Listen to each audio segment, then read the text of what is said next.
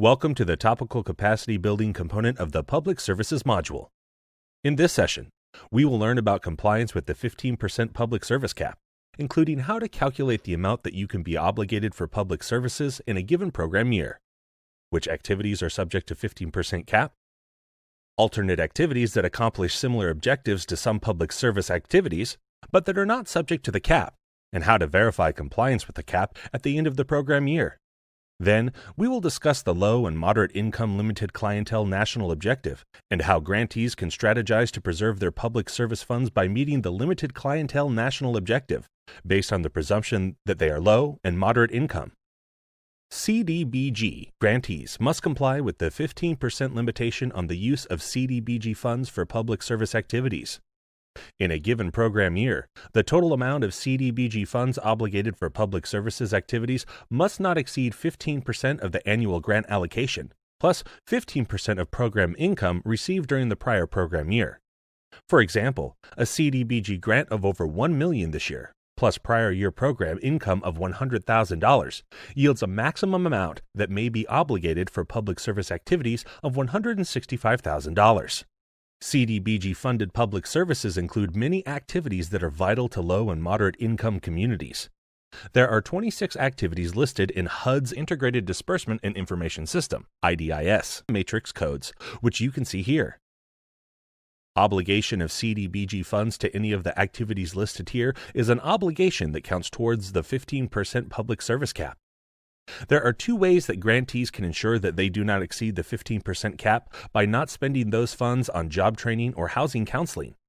CDBG grantees and units of general local government that place an emphasis on job training as part of their community development strategy should consider assistance to microenterprises, which is a separate eligible activity outside of the public service cap. Microenterprise assistance includes technical assistance, business support services, and other similar services to owners of microenterprises or persons developing microenterprises. Another strategy for a grantee not to exceed the public service cap is to ensure that housing counseling services are paid for in connection with home ownership assistance, in support of the home program housing activities, or in conjunction with CDBG-assisted housing rehabilitation activities. Finally, it is important to note that HUD verifies compliance with the 15% public service cap each year through evaluation of the IDIS PR26 CDBG Financial Summary Report, which calculates the public service cap and compares that amount to expenditures drawn and unliquidated obligations for activities with HUD codes 03T and 05A through 05Z. Now that we have learned how to strategize so as not to exceed the 15% public service cap, let's discuss how public service activities can meet a national objective.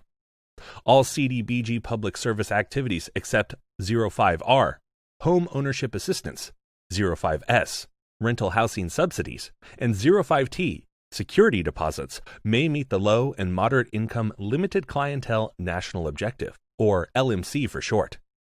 This is the most commonly used national objective for public service activities.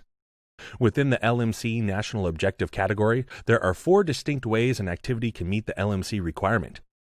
The activity could require information on family size and income so that it is evident that at least 51% of the clientele are persons whose family income does not exceed the low and moderate income limit. The activity could have income eligibility requirements that limit the activity exclusively to low and moderate income persons.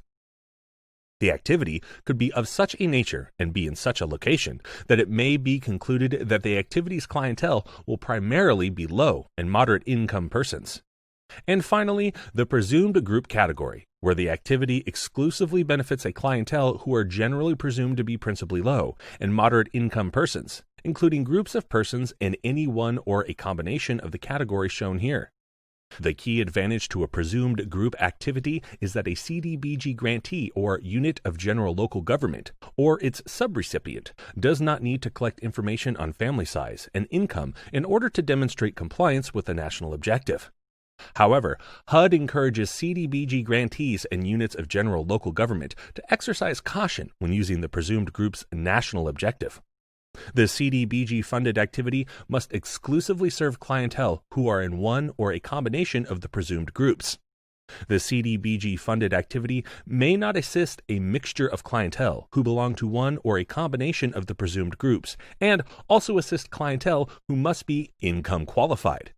If the clientele is mixed, both presumed and not presumed, either use procedures to collect information on family size and income for all clientele, or split that portion of the activity out into a separate activity.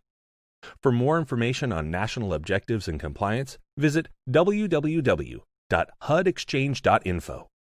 Thank you for watching the topical capacity building component of the Public Service Activities module. We learned how to comply with the 15% public service cap and discussed some of the key considerations for compliance with the low and moderate income limited clientele national objective. Please proceed to the reinforced component of this module for a brief quiz to test your knowledge.